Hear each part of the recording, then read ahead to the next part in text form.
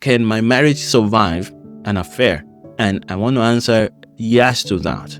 And the reason is because God has put in us His Holy Spirit of love that enables us to forgive. And when we forgive, it opens us to more of God's power to heal. So when a person betrays you, because an affair is a betrayal of trust, when you feel betrayed like that, it breaks your heart. Forgiveness is a process that brings healing to that heart and enables you to trust again and move forward.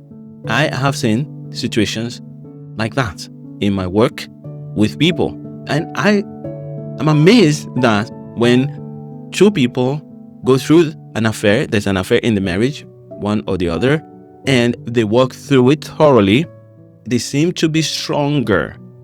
They seem to come out stronger on the other side, although they go through unbelievable amount of pain in the process.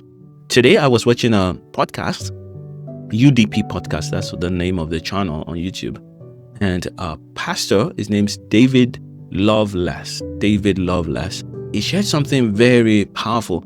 And although I could share the story in my own experience, but I love his story more. He was a pastor, started a church, and church was called one of the fastest growing churches in America, so big church. Then he got too close to another woman and he had an affair. And he ended the affair. And it said he had ended the affair for a while. I don't know how long, a couple of months or maybe a couple of years, I don't know. But when he had ended the affair, everything was good. He could have gone on like that. Of course, there will be no healing and there will be continuous stress in his life. Then he went on and told his wife about it. It destroyed them. He lost his job, of course, as a pastor, lost his ministry. He had to tell his grown children and their spouses. He was a man that was respected. He had done so many good things, and it tore them apart. But then they worked through it.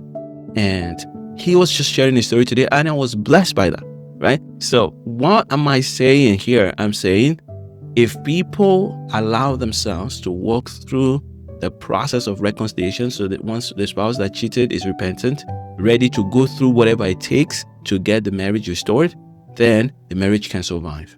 But if one person is saying, I've apologized so many times, why do you still want to know the details? Then you're going to destroy the marriage.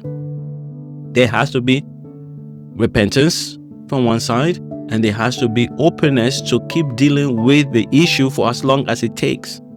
And it is nearly impossible. I will not use the word impossible because there's nothing impossible with God, but it is nearly impossible for a marriage to go through that without a counselor or coach. Series of coaches if possible sometimes, right? But it is possible. There's nothing that love cannot survive.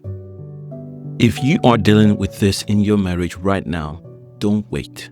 Book a free call with us. The link is below. Let's get you some real help.